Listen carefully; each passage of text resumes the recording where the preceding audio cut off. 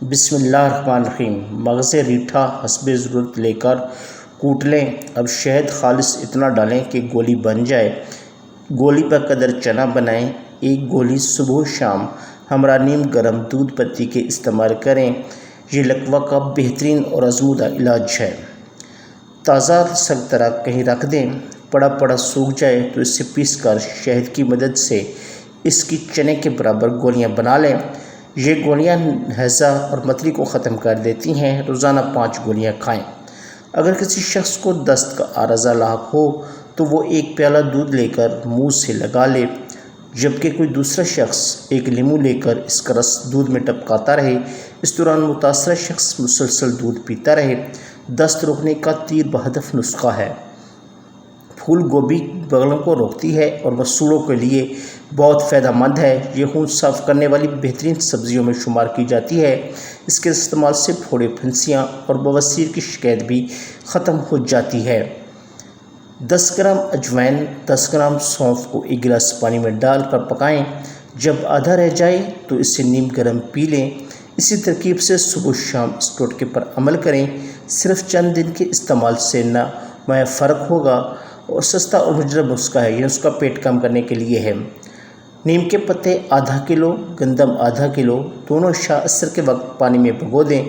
اگلے دن پانی کو آگ پر رکھ کر 12 ابالے دیں۔ پتے اور پانی نکال کر پھینک دیں۔ گندم کو خشک کر لیں اور آٹا بنا لیں۔ اس آٹے میں بادام کی گری ½ کلو باریک پیس کر آٹے میں ملا دیں۔ پھر ½ کلو دیسی گھی بھی شامل کریں۔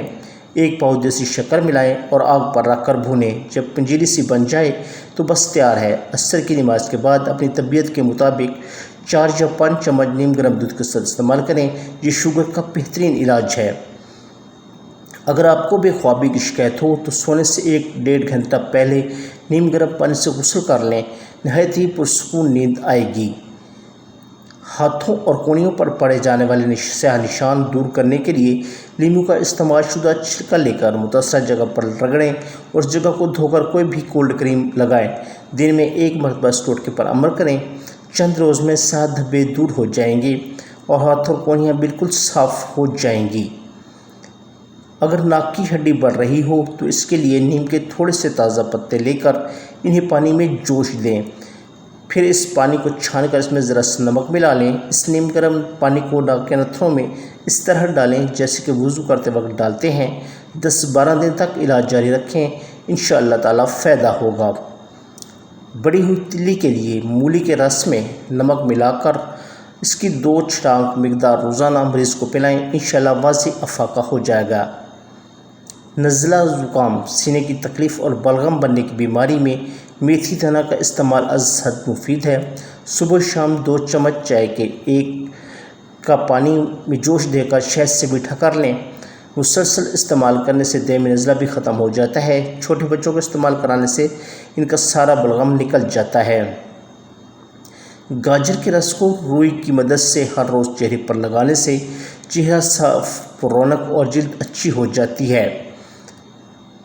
مسوڑوں کے امراض، پواریا اور دانتوں کی مضبوطی کے لیے مولی کو کالی مرچ لگا کر کھانے سے شفا ہوتی ہے اور دانت مختلف بیماریوں سے بھی محفوظ رہتے ہیں۔ یہ نہایت ہی آزمودہ اور مفید ٹوٹکا ہے۔ اگر پاؤں میں درد رہتا ہو تو روزانہ پاؤں کے انگوٹھے پر سرسوں کے تیل سے مساج کر لیا کریں۔ انشاءاللہ درد بالکل غائب ہو جائے گا۔ ناظرین محترم، یہ تھی ہماری آج کی ویڈیو۔ امید ہے آپ کو پسند آئی ہوگی۔ اگر ویڈیو اچھی لگے تو ویڈیو کو لائک اور شیئر کیجیے اور چینل کو سبسکرائب کرنا نہ بھولیے۔ Thank you for watching.